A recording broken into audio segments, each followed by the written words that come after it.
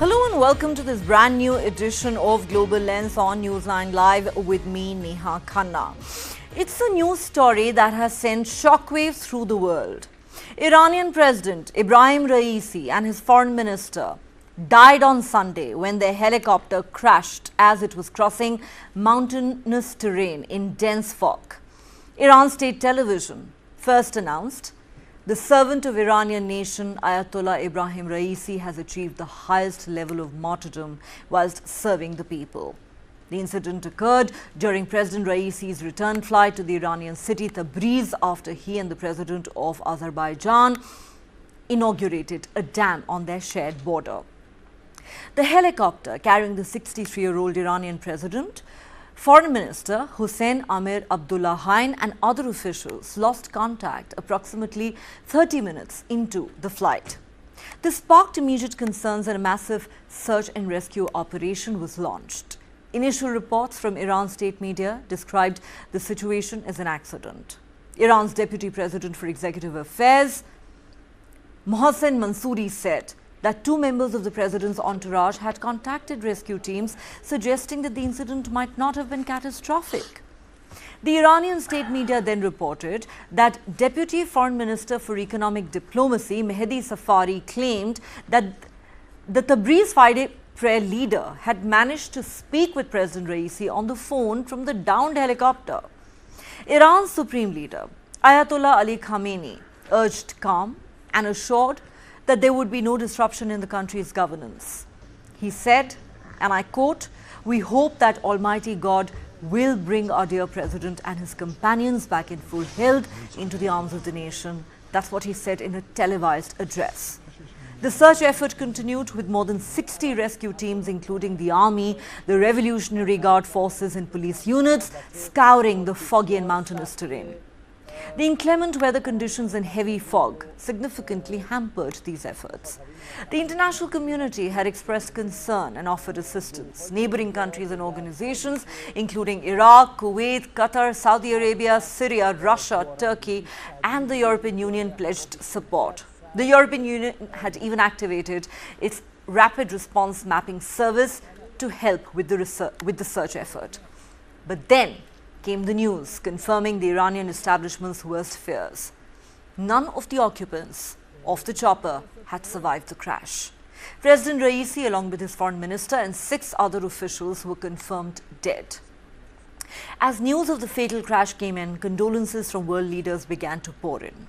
Indian Prime Minister Narendra Modi offered his condolences too, with a post on social media where he said, "Deeply saddened and shocked by the tragic demise of Dr. Syed Ebrahim Raisi, President of the Islamic Republic of Iran. His contribution to strengthening India-Iran bilateral relationship will always be remembered. My heartfelt condolences to his family and the people of Iran. India stands with Iran in this time of sorrow." India has also declared a day of mourning tomorrow in honor of Raisi. The US State Department said President Joe Biden had been briefed on the situation and they were closely monitoring the developments. The question is, what happens next in Iran? Under the Iranian constitution, the death of a sitting president triggers specific protocols. First Vice President, 69-year-old Mohammad Mukhber, will assume the presidency in an interim capacity. Mukhber, a seasoned political figure with close ties to Supreme Leader Ayatollah Ali Khamenei, has a history of significant influence within the regime. He formerly headed the Setad, a powerful state-owned foundation, and holds advanced degrees in international law and management. A council consisting of Mukhber, Parliamentary Speaker Mohammad Bakir Kalibaf, and Judiciary Chief Ghulam Hussain Mohseni Izai is tasked with organizing a new presidential election within the next 50 days. This transition must be approved by Supreme Leader Khamenei, who has reassured the nation that state affairs would continue without disruption. Born in 1955, Mohammad Muqbir is a figure deeply entrenched in Iran's political and economic spheres. He assumed the role of first vice president in 2021 following Raisi's election as president. Muqbir's tenure at Sitad, an organization initially created to manage properties confiscated after the 1979 Islamic Revolution, has been marked by controversy and sanctions.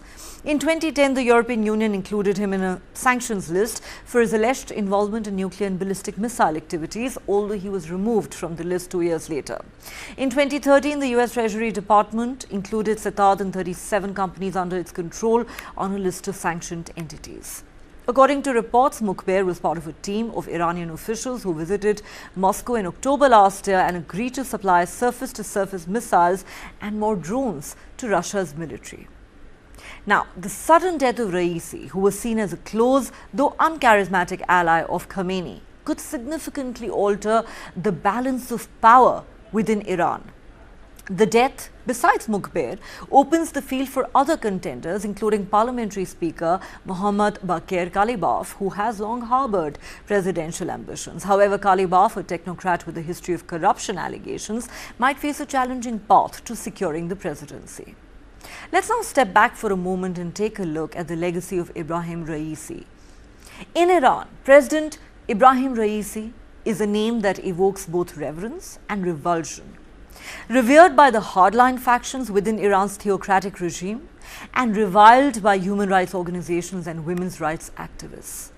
Raisi's journey from a low-ranking cleric son to the zenith of Iranian power to an abrupt death in an air crash is steeped in controversy. When Raisi assumed the presidency in August 2021, many feared an escalation in Iran's repressive policies, and those fears soon came true. His administration presided over an alarming increase in executions and continued crackdowns on political dissent. The Islamic Revolutionary Guard Corps, emboldened by Raisi's hardline stance, had always been intense in suppressing any form of opposition. Born in 1960, Raisi grew up in the Islamic clerical tradition. His father, a mid-ranking cleric, ensured that young Raisi was immersed in religious education early on. After he completed only 6 years of primary school, Raisi was sent to a traditional Islamic seminary where he would begin his lifelong association with Iran's clerical establishment. The seismic shift of the 1979 Iranian Revolution, which saw the overthrow of Shah Mohammad Raza Pahlavi and the establishment of the Islamic Republic, was a key moment even for Raisi. At just 18, he joined the revolutionary forces, aligning himself with Ayatollah Ruhollah Khomeini's fundamentalists, who would soon dominate Iran's political and judicial systems. His early zeal and allegiance to the revolutionary cause didn't go unnoticed. By 1981, at the age of 21, Raisi had begun his judicial career as the prosecutor of Iran's Karaj and Hamadan provinces. But Raisi's most notorious chapter began in the late 1980s. In the aftermath of the Iran-Iraq war, Iran's supreme leader, Ayatollah Ali Khamenei, issued a fatwa calling for the execution of political prisoners affiliated with the People's Mujahideen Organization of Iran.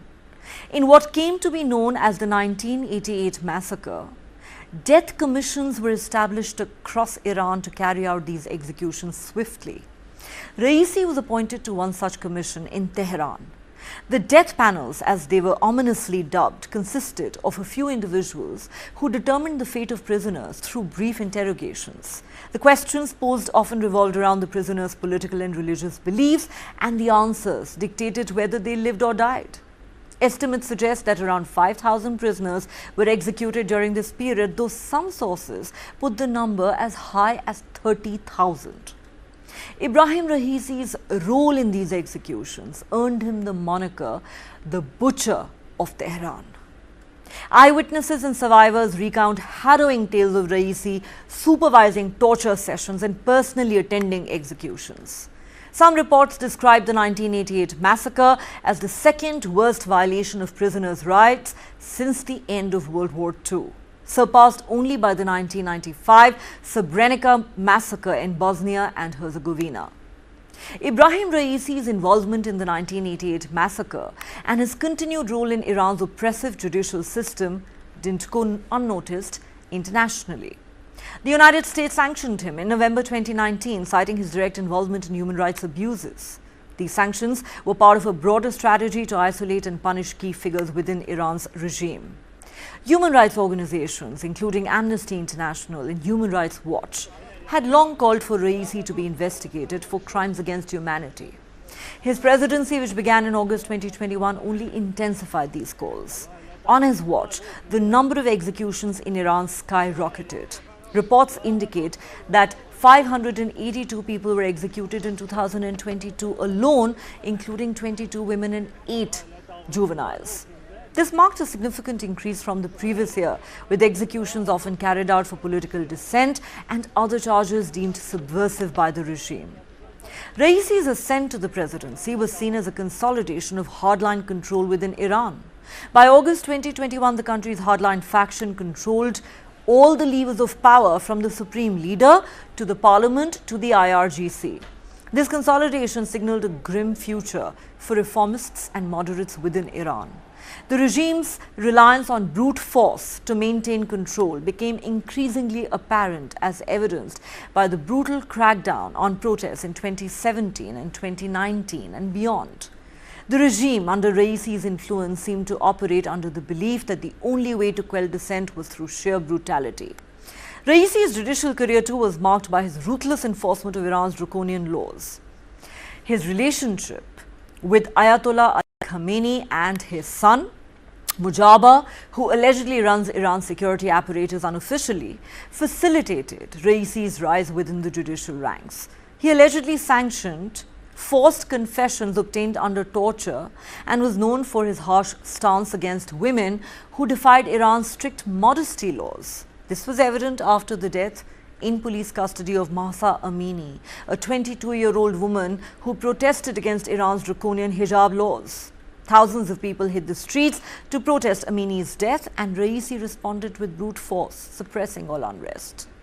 The international community's response to Raisi's presidency has been mixed. While some nations continue to engage with Iran diplomatically, others, particularly the United States and its allies, remain staunchly opposed. The Biden administration, which had initially sought to re-engage with Iran on the nuclear deal, found itself at an impasse due to Raisi's hardline policies. As Iran mourns its President Ebrahim Raisi, the world will be closely watching the aftermath and the implications on geopolitical equations. The crash comes at a very critical time for West Asia. For the past 7 months, Israel has waged a war in Gaza that was triggered by a Hamas terror attack on Israeli cities. Tehran has been repeatedly accused of backing Hezbollah and opening the Lebanon front against Tel Aviv. But a major escalation of hostilities between Israel and Iran came last month when Iran launched a volley of missiles at Israel, most of which were intercepted by its Iron Dome aerial defense system. The attack, Iran said, was in retaliation to the bombing of its embassy building in Syria by suspected Israeli warplanes. Tel Aviv responded by a limited attack on a missile defense system in Iran's Isfahan province that also hosts a uranium enrichment plant. Against this backdrop, the helicopter crash that killed the Iranian president is bound to spark a wave of speculation. So far, the reports in state media have referred to the crash as an accident, but an official word from the Iranian government is still awaited. Anything that points to foul play may escalate tensions further in the sensitive region. Iran's equations with other countries are likely to remain the same, with Supreme Leader Ayatollah Ali Khamenei calling the shots. The government has already said it will operate without disruption. The US, a strong ally of Israel, is yet to respond to the news of Raisi's death. The past few years have seen critical developments in US-Iran ties over Tehran's nuclear push. In 2018, the then US President Donald Trump withdrew from the Joint Comprehensive Plan of Action, an agreement on Iranian nuclear program, and restored harsh sanctions on Tehran. This prompted Iran to violate the agreement's nuclear limits. Reports recently claimed that top Biden administration officials were in indirect talks with their Iranian counterparts to avoid escalating regional attacks in the Middle East. With Raisi's death threatening to further destabilize the region, the US may look to ensure peace in the volatile area.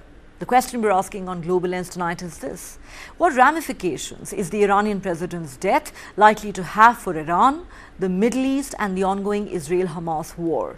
How much more instability and uncertainty is this incident likely to cause in an already volatile Middle East roiled by the Israel-Hamas war in Gaza and the increasing tensions between Israel and Hezbollah in Lebanon, with Hamas, Hezbollah and the Houthis often referred to as Iranian proxies?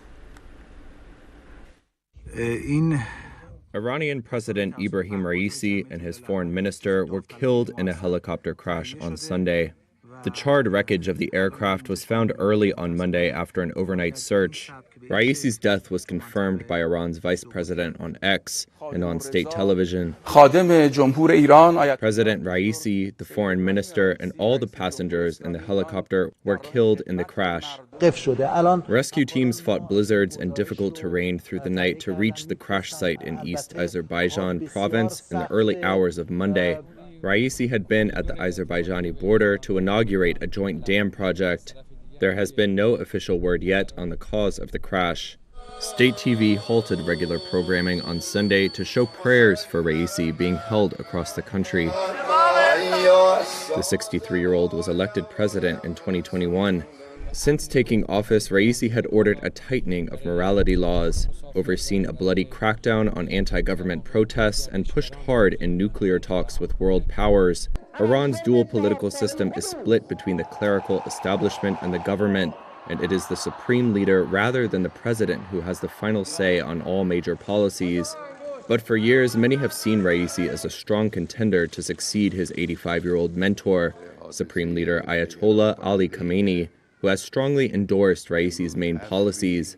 I think a lot of people might celebrate or might be happy, but also a lot of people, I think, naturally would be very worried as to, the potential political instability and what it could have. A contest to replace Raisi may already be in the works, according to Arash Azizi, an Iran political analyst at the Center for Middle East and Global Order. We all expected a ferocious struggle for power to begin after Khamenei dies.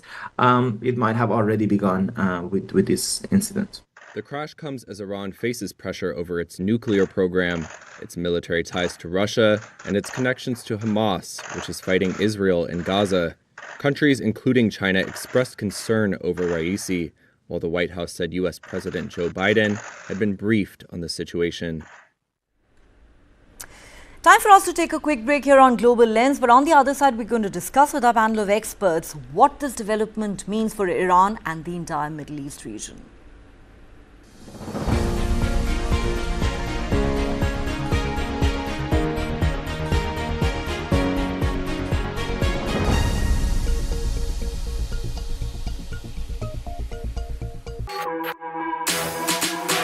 जानना है तो देखिए, समझना है तो सुनिए, सीखना है तो पूछिए, और कमाना है तो खरीदिए। जानकारी, सलाह और निवेश सब एक ही सुपर ऐप पर। पैसे का सवाल है तो जवाब है मनी 9। आजादी पैसे की, अभी डाउनलोड करें। वो पूछते हैं कि हम कौन है गालिब, तुम बतलाओ कि हम बतलाएं क्या।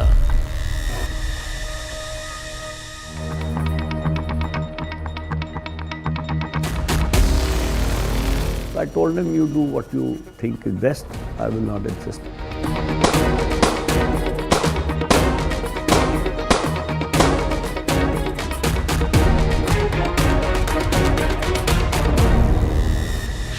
This and more. Streaming on News 9 Plus. News is now content. Subscribe and get free vouchers.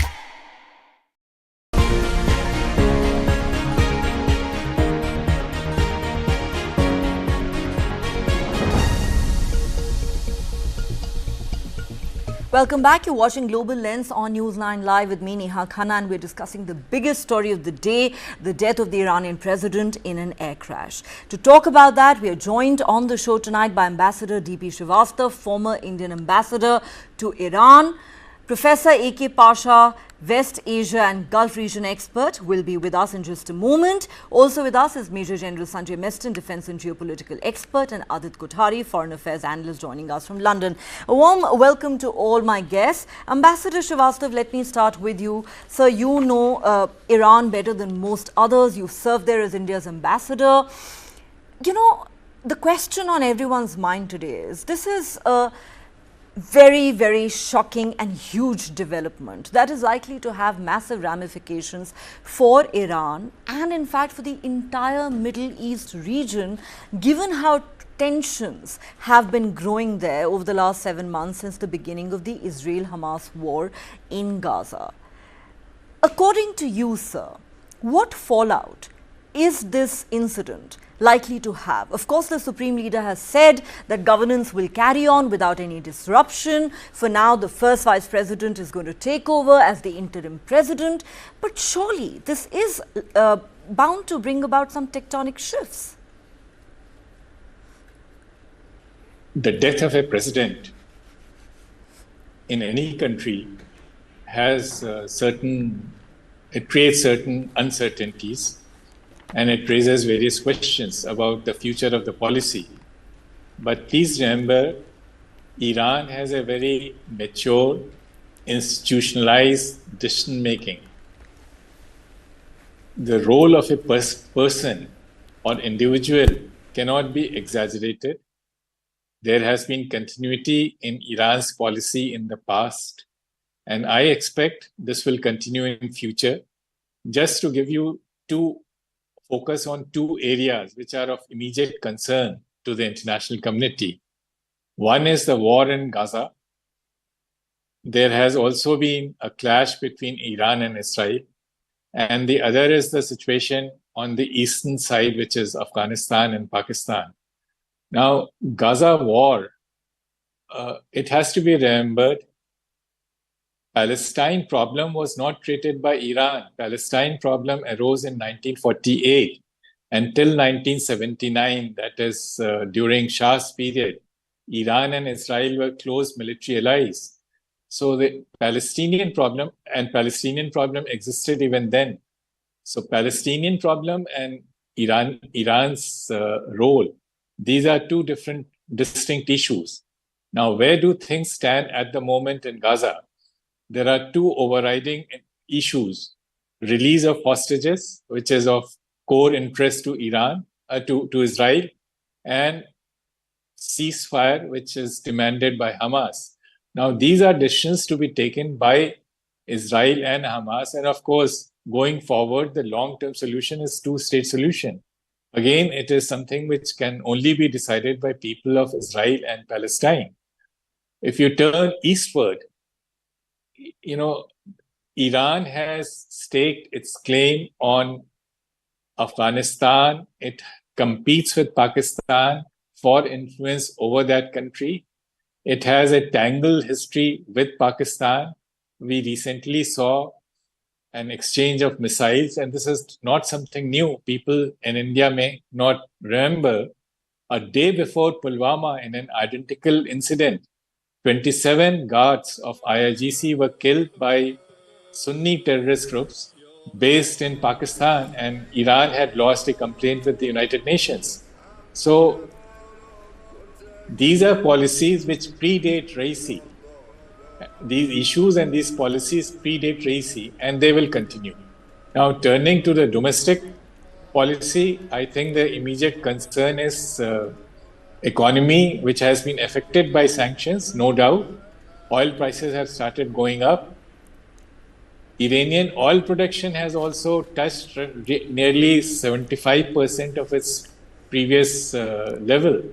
So there's a fair measure of stability there also. So I don't see any dramatic change in Iran's policies internally or externally. The last bit, and that is Indian concern, Chabahar. And the Chabahar negotiations started in 2012 when I was ambassador. And in between, you have had two presidents, Ahmadinejad and Rouhani. So there's a continuation in Iran's policy there also. So I think this stability in Iran's policy is going to continue. So continuity of policy both domestically and internationally is likely to continue as far as Iran is concerned. However big this shock might be for the country. Of course, let's not forget that Ebrahim Raisi was a very divisive figure even in his own country, and his death have actually evoked some very mixed reactions. We're going to talk about all of that in just a moment after this quick break.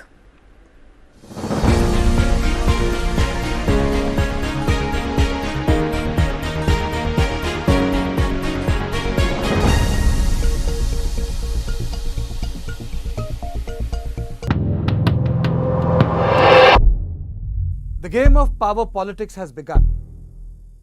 The poll bugle has been sounded. Who will receive the death blow? Who will be checkmated? It still remains to be seen. ये दिखाता है हर कार्यकर्ता का बुलंद हौसला।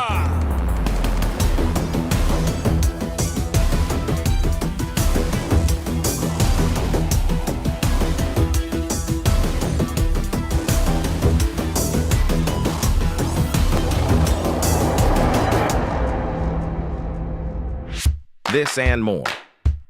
Streaming on News 9 Plus. News is now content. Subscribe and get free vouchers. How do you fulfill that promise? Because ultimately expectations have to be met. If you look at the political landscape, is it really changing for women? And what is the inability of the forces that dead bodies surface but not the living people?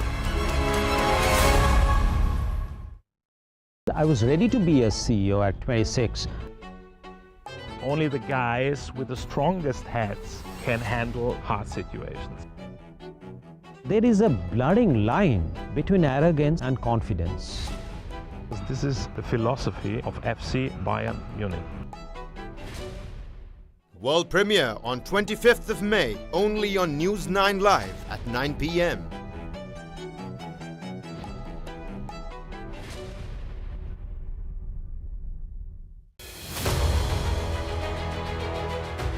Forever, there are simultaneous election of Parliament, Assembly and Municipality and Panchayat. So that framework has to be given in the Constitution. That amendment has been suggested. Are you going to take away the power of dissolution? I mean, it doesn't require any rocket science to do this. It's a simple constitutional amendment, and the idea is everything goes together. The Law Commission has set the ball rolling for one nation, one election. Basically, if all goes well, then India may see simultaneous elections to Lok Sabha, state assemblies, municipalities and panchayats in 2029.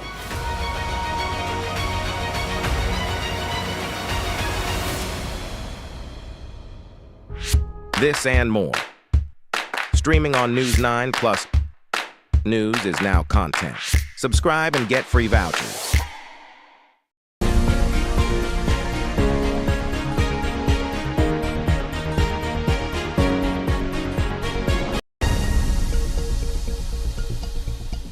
Welcome back. You're watching Global Lens on News 9 Live with me, Neha Khanna, and we're discussing the aftermath of the shock death of the Iranian president in an air crash. And I have with me on the show tonight Ambassador D.P. Srivastav, Professor A.K. Pasha, Major General Sanjay Meston and Adit Kothari. Before I go across to the rest of the panel, I want to put another question to Ambassador Srivastav, who has represented India in Tehran. Ambassador Srivastav, I don't intend to promote any conspiracy theories, but I'm just playing the devil's advocate here. We know that Iran and Israel have been sworn enemies for as long as one can remember. Historically, their ties have been extremely strained. You talked about how they recently launched airstrikes against each other, and most significantly, Israel accuses Iran of being the mastermind of the 7th October attacks that were carried out on its territory by Hamas. In fact, Iran and Israel and many others have repeatedly referred to Hezbollah, Hamas and the Houthis as Iranian proxies. What's also significant is that while the Iranian state media has referred to this incident as an accident, there is still no official word on what happened from the establishment, from the government of Iran. Therefore, my question to you is, do you believe there is bound to be speculation about whether this was indeed an accident or if some kind of foul play may have been involved? I think it will be premature to comment on this question because Iranian government has not expressed any such apprehension. So I would not like to comment on this at this stage. Okay, fair enough, sir. I understand and respect that. Let me take this to Professor A.K. Pasha. Professor Pasha, you know, this is such a massive development. It sent shockwaves through Iran, the Middle East, and indeed the entire world. Now, this is bound to have ramifications domestically as well as externally, especially given that the Middle East is already a very volatile region, roiled by the ongoing Israel-Hamas war that has now gone on for over 7 months. In your assessment, what fallout could this big development have? This is a very interesting question you have raised. You see, there is no doubt that in some issues there will be continuity of policy in domestic and foreign policy. But, you know, I have 3 points. One is domestic, regional, and global. As far as domestic issue is concerned, you see, for quite some time, Iranian public has been dissatisfied with the kind of repressive policies of the regime, especially concerning the issue of hijab and arrest of regime opponents. We have seen last 2 years spiraling over to many Iranian cities and towns. So now they might re-emerge and recharge and put pressure on the regime to relax some of the harsh measures which they have been facing for too long, especially the morality police and the high-handedness of the security establishment. This is coupled with the deteriorating economic situation of the people because of sanctions and mismanagement, corruption, so on and so forth. So a combination of these 2 factors might push half of the Iranian public, which is not happy with the regime, mullah regime, to push matters onto the street, and interested regional and external powers might add fuel to the fire.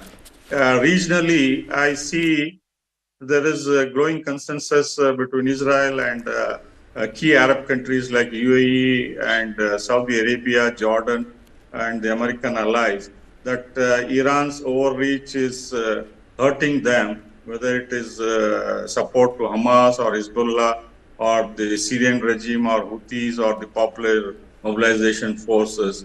So all these proxies have put enormous pressure not only on Israel, but also on international shipping and the supply chain, which has disrupted and added to the inflation in Canada, US, Western Europe, so on and so forth. So regional rivalry also is pushing Iran to the wall. And globally, of course, Iran's friendship with China and Russia is much disliked both regionally and globally by the United States in particular.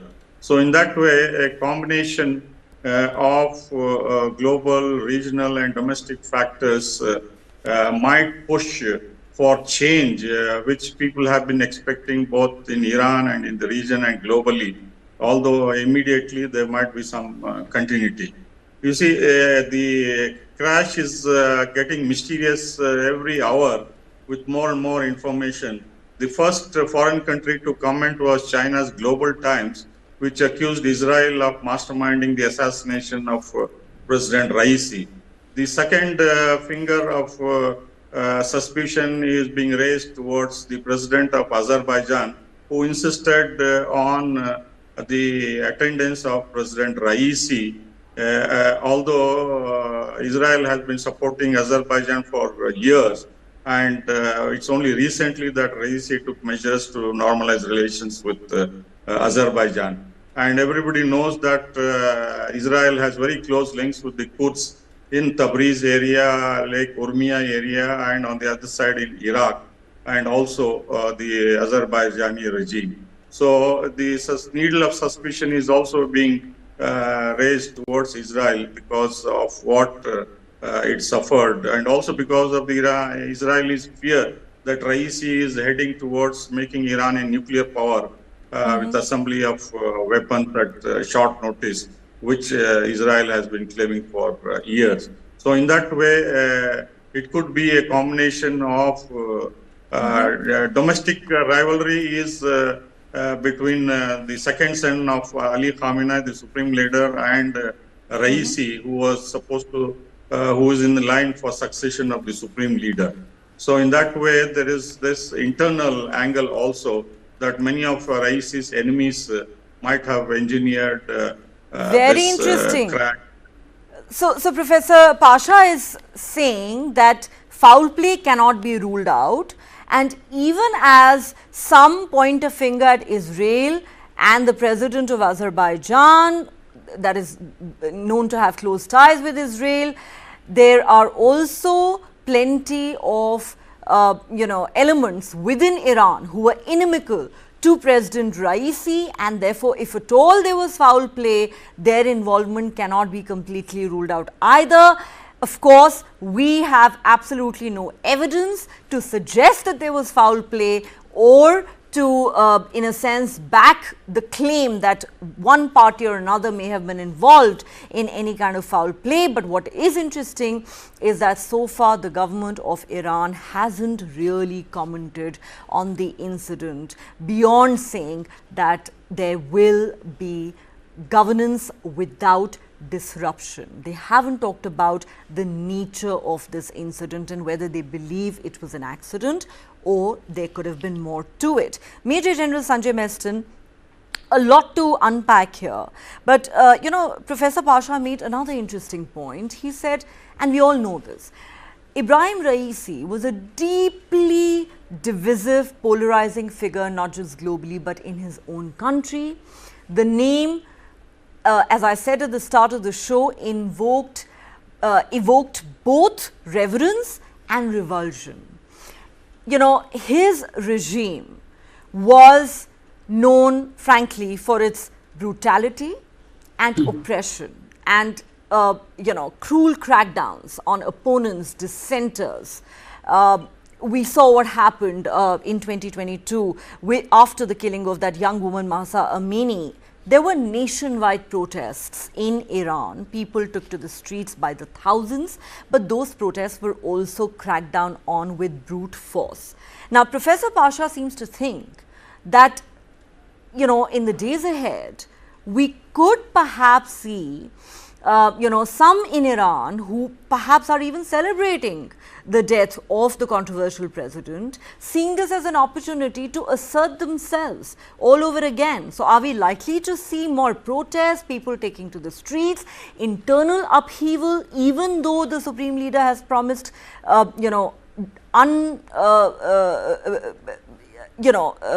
absolutely seamless governance? And also, what do you think this is likely to mean for the Middle East and for the Israel-Hamas war in particular? Neha, good evening. Firstly, the internal dissent, yes, we all know it has always been there, and what Professor Pasha also indicated. See, anything is possible. But I personally feel that the political structure of Iran is well streamlined. Ayatollah Ali Khamenei is in total command and control, and obviously the power lies there. Of course, the acting president has been appointed, and there has been a big loss also of a foreign minister. So considering this, there would be an internal void, and at least for a week to 10 days, I feel the focus of Iran would be totally internalized. Reason being, because there will be a lot of speculation and talks going on how this accident has happened. Who's responsible for the killing, whether it was internal dissent or whether it is Mustafa and Ali Khomeini who has planned that, or it is external hand, the Israeli factor or the Azerbaijan. So the national focus. But so just to be clear, just to clarify for our viewers, so far nobody has officially called it an assassination. Iran's state media has called it an accident so far. Yeah, very true. So it is too premature also to call it an assassination or an accident. But the fact of the matter is that investigation will take place, but no all options are possible. So that is why the entire country would be just thinking and dwelling on this. People will be just talking. What has happened? Who is responsible? So there would be some kind of factionalism going on. Now, as regards the internal dissent, would an increase? I feel it will not increase. Yes, possibility exists that it will increase because there was celebration. But I think the army and the IRGC and all, they will really have a solid crackdown.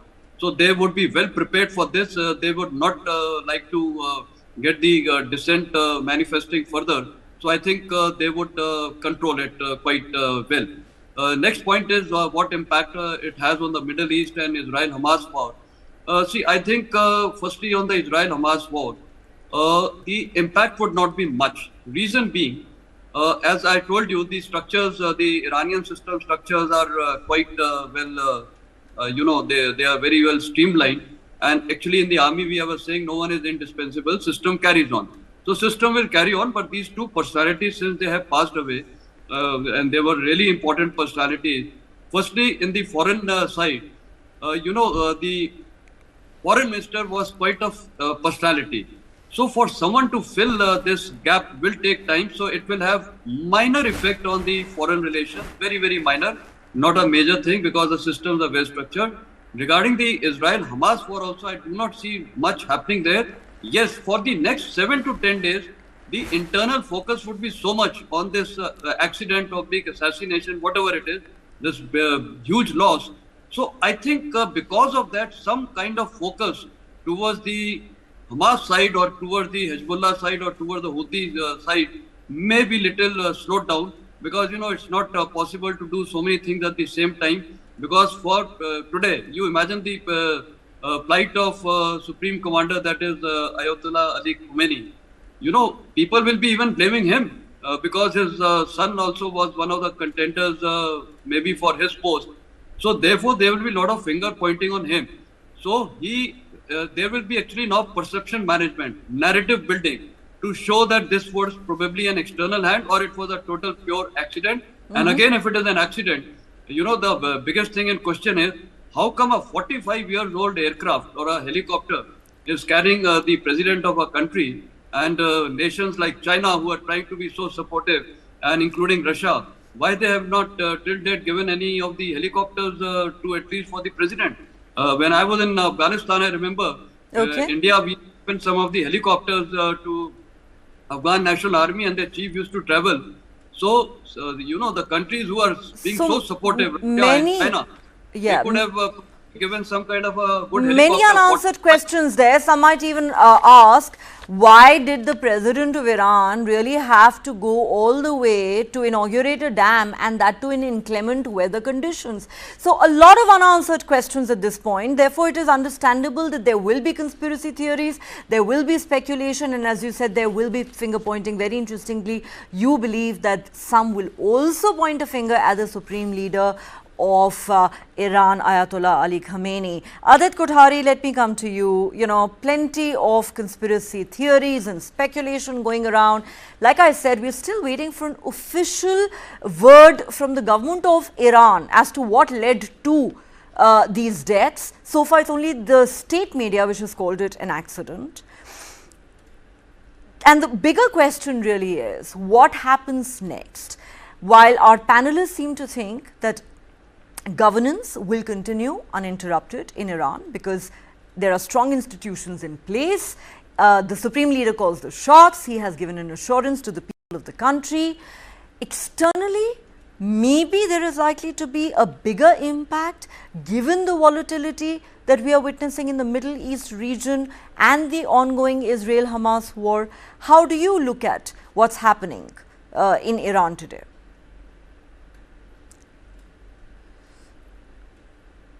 Can you unmute yourself, Adit? Apologies. Can you hear me now? Yes. I think from an external perspective and a foreign policy perspective, the impact is going to be fairly minimal. Even the Times of Israel has reported that they personally, Israel would have absolutely no interest in playing to the gallery of those conspiracy theorists, suggesting that this may have an Israeli hand behind it, because Israel predominantly views Raisi as a foot soldier of of Khamenei. So with regards to that, Israel's hand, why would they be essentially interested in it? But from a purely internal perspective of Iran, the regime essentially looks predominantly weak because they've had multiple number of setbacks, starting from January, setbacks internally with regards to the protests, setbacks with Pakistan, with the missile fiasco, and then you had the Israel fiasco as well, where Iran essentially wanted to demonstrate certain amount of strength, and as a consequence, they only ended up ensuring that the Western allies and some of the Arab states, came stronger with Israel to come down on Iran's demonstration of strength.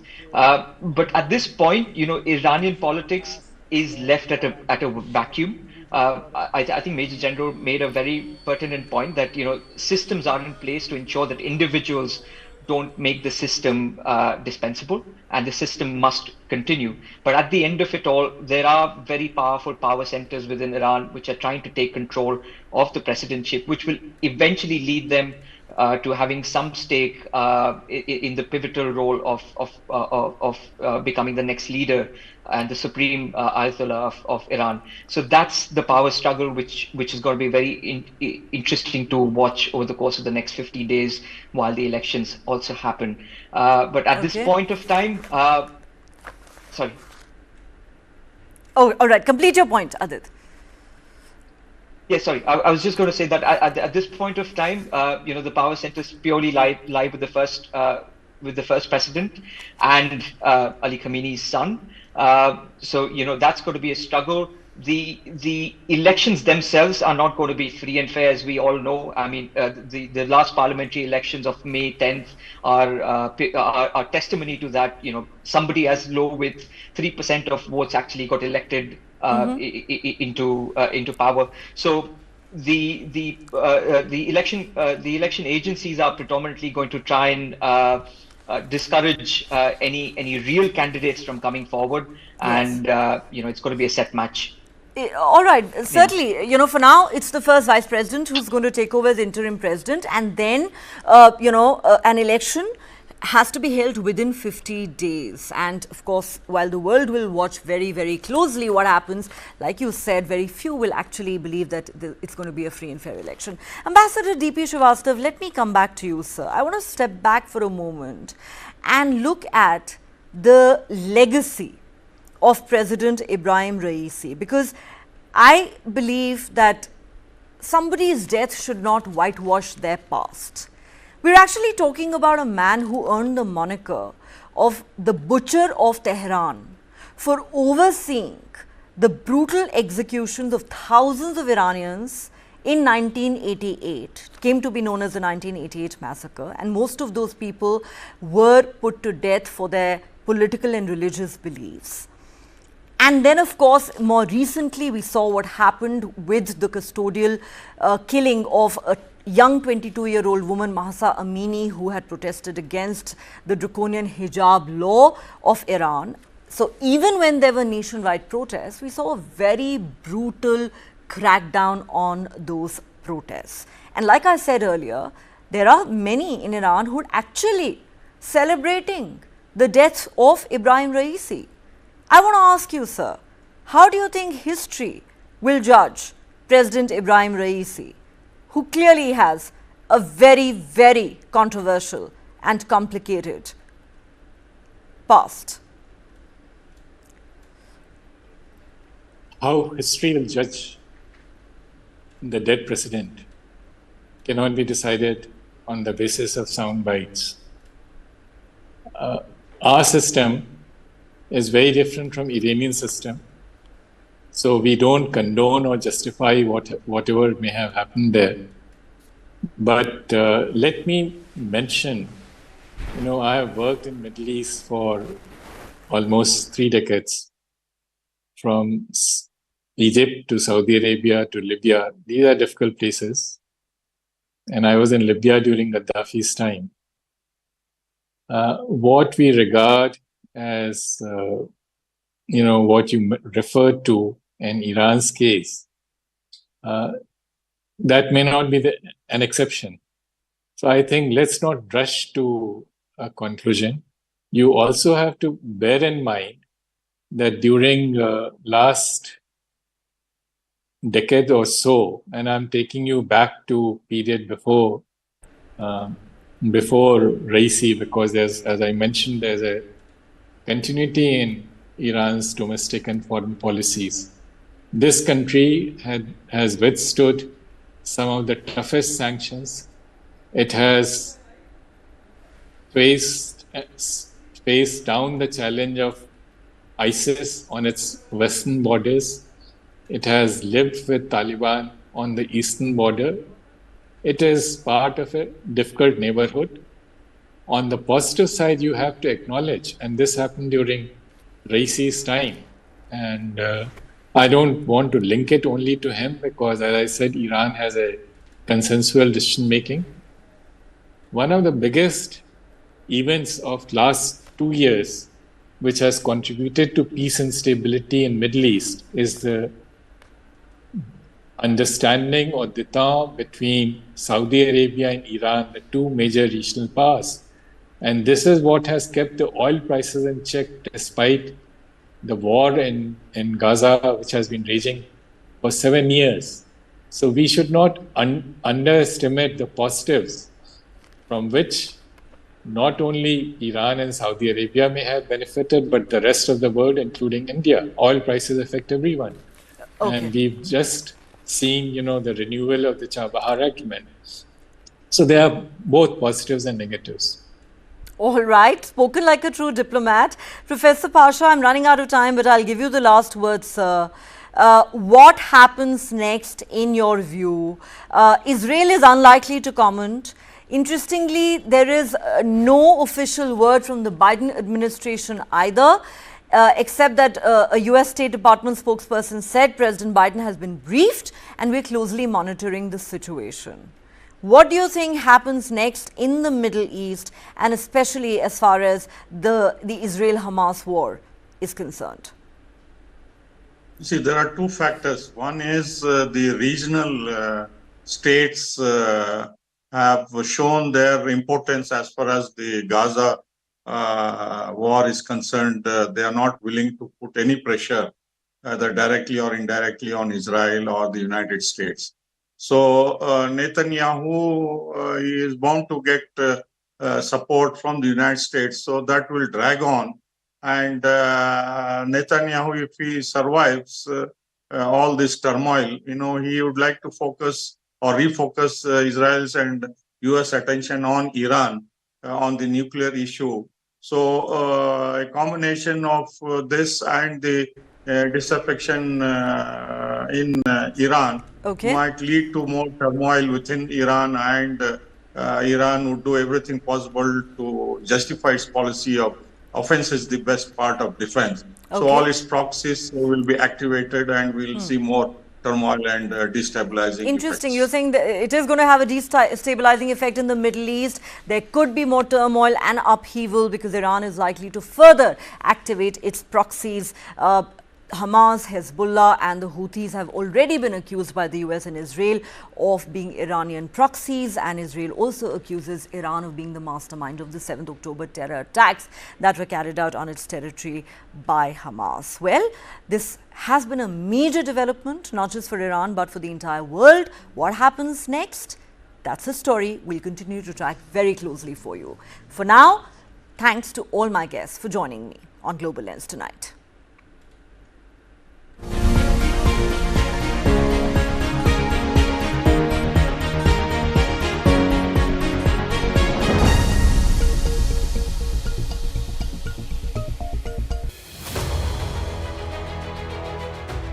forever there are simultaneous election of parliament, assembly and municipality and panchayat. So that framework has to be given in the constitution. That amendment has been suggested. Are you going to take away the power of dissolution? I mean, it doesn't require any rocket science to do this. It's a simple constitutional amendment, and the idea is everything goes together. The Law Commission has set the ball rolling for one nation, one election. Basically, if all goes well, then India may see simultaneous elections to Lok Sabha, state assemblies, municipalities and panchayats in 2029.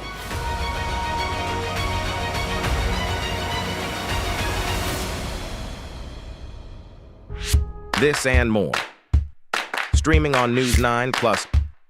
News is now content. Subscribe and get free vouchers. Start with the end in mind. You need to know where you want to reach. Every morning that we wake up, we are exercising our choice. The destiny is decided. The results are known that I'm going to win. Life of a goalkeeper is something which has always intrigued me. When you come into a stadium, this is the highest level of pressure. When I set out to do something, I decide in my mind that failure is not an option. What you feel very strongly about, those are the stories to tell. I have a mind which is absolutely restless. Mind and body are entangled sensations. That brings me back to golf. It's an amazing game. This is a perfect game. You only learn from them. If you have a formula to a success, then you can replicate it. I feel this is my first step. I'm starting now.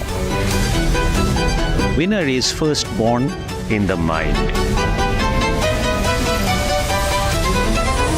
I think, therefore I am. We are all about our mind.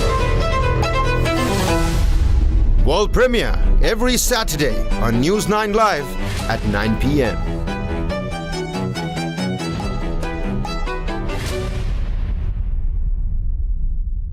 I was ready to be a CEO at 26.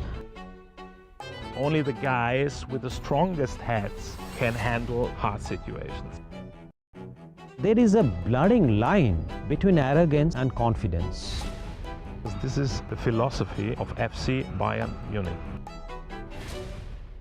World premiere on 25th of May, only on News 9 Live at 9 p.m.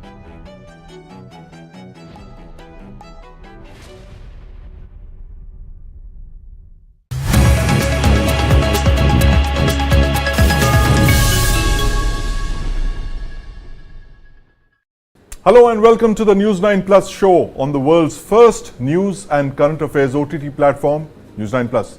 Let's look at the top headlines today. Iran's President Ebrahim Raisi and Foreign Minister Hossein Amir Abdullahian died when their helicopter crashed in northwest Iran. The crash comes at a time when West Asia is witnessing heightened hostility between Israel and Iran. Voting has ended in the fifth phase of India's 7-phase elections in 49 seats across 6 states and 2 union territories. Prominent candidates in the fray include Rahul Gandhi, Smriti Irani, Rajnath Singh, Chirag Paswan, Piyush Goyal, Ujjwal Nikam and Omar Abdullah.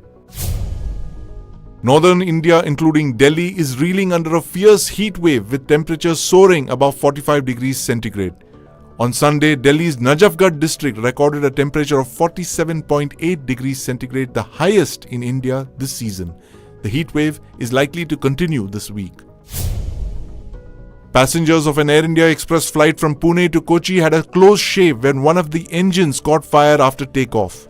The Airbus A320 carrying over 175 passengers was forced to return for an emergency landing. The Supreme Court has refused to entertain a petition challenging the new criminal laws enacted by Parliament to replace the Indian Penal Code 1860, the Indian Evidence Act 1872 and the Code of Criminal Procedure 1973. US President Joe Biden encountered a silent protest from a group of graduates opposing his stance on the Gaza conflict at Morehouse College, Georgia. The college is the alma mater of iconic civil rights leader Martin Luther King Jr. An Israeli airstrike killed 31 people in central Gaza, even as US National Security Advisor Jake Sullivan met Prime Minister Netanyahu and urged him to evolve a post-war plan. Sullivan met Netanyahu in Israel after holding talks in Saudi Arabia on Saturday. William Lai Ching-te has been sworn in as the new president of Taiwan. After the ceremony at the presidential building in Taipei, he urged China to stop its intimidation. Fresh floods have killed 66 people in northern Afghanistan. Hundreds of people died in the flash floods this month